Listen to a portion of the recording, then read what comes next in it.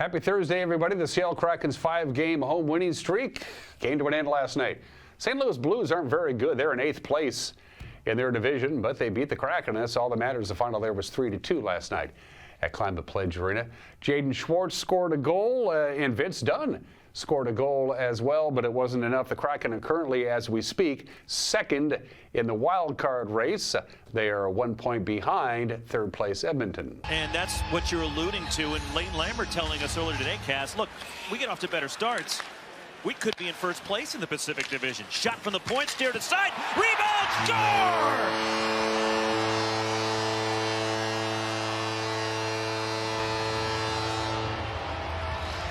31 seconds in, and Seattle on a rebound.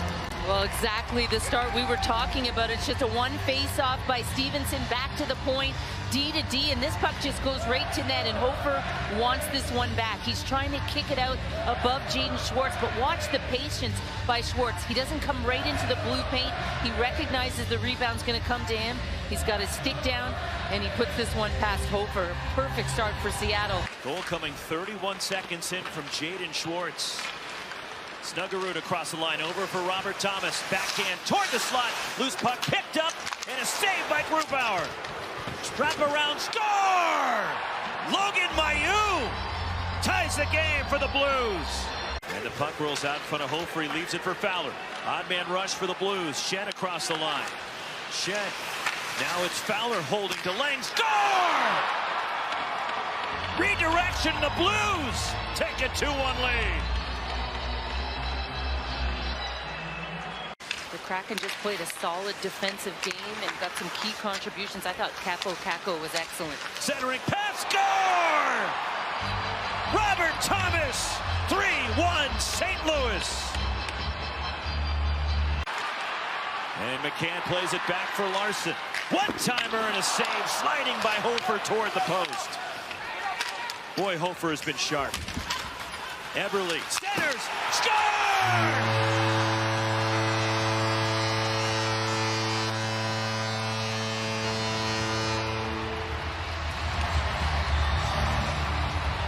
They were starting to get a consistent forecheck. You can see 2 in on the puck.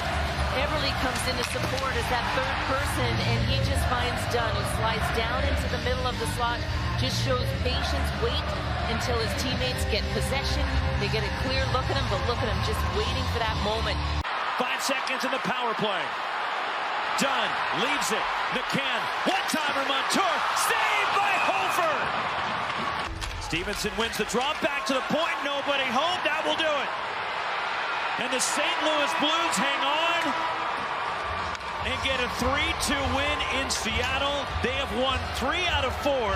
Seattle's up next is Saturday. They got the Ottawa Senators coming to the Climate Pledge Arena. You can check that out on Kong TV. They'll drop the puck at 7 o'clock on Saturday night. The Giants scored 9 runs on just 9 hits. How did they do that yesterday? The bullpen wasn't very good. The final was 9-4. Seattle was leading 1-0 in the 4th, and then Carlos Vargas gave up base hits to the first 3 batters he faced. He walked the 4th batter he faced, and then the 5th batter hit a grand slam home run. Robbie straddles the rubber. Now Wines deals. That is swung on, stroked into the gap, right center field. It's down. It's going to the wall. Watch Farmelo run. He's to second base. He's around second. He's flying into third. He's there standing. Johnny Farmelo. A flash of Northwest green around the bases, a triple off Robbie Ray. Gary, you don't see too many stand-up triples in baseball, and this kid can really fly. He can steal you a base. And he hits a high drive. Right field. Out of here. That's the spot to hit it in this park. It's a live park to right field. You see a lot of balls leave the arm and hitters get that ball up in the air to right field over by the Charro Lodge. Holton wasn't wasting any time. That's a grand slam, folks.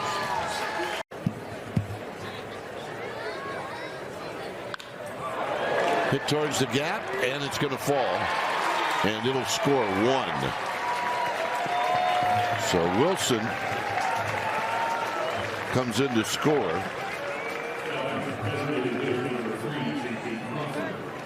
And that's a mistake with 2 strikes. Trying to pitch for. Seattle falls to 3-8 in Cactus League play, but keep this in mind, most of the best players in the Mariners, the games that we're all familiar with and the names that we're all familiar with, they're off playing in the World Baseball Classic representing their respective countries, but Seattle's also been outscored by 19 runs in Cactus League action. Earlier today, they took on their neighbors, the San Diego Padres. They share the same complex. All San Diego had to do is walk across the street. I'll have the score and highlights tomorrow on Wake Up Wenatchee Valley. It was senior night for the Washington men. Everybody on the team played, everybody scored, and when that happens, you normally win. And the Huskies rolled over Southern Cal last night at Heck Yeah. The final there was 91-72. The Husky men wrap up their regular season over the weekend when they take on their rival, the Oregon Ducks. Earlier today at the Big Ten tournament, which is taking place in Indianapolis, the Washington Huskies beat USC. Hey, that's becoming a bit of a theme. Dogs knocked off the Trojans 76-64 to move on. Earlier today, Wazoo took on Seattle in the West Coast Conference tournament. That's taking place in beautiful Las Vegas.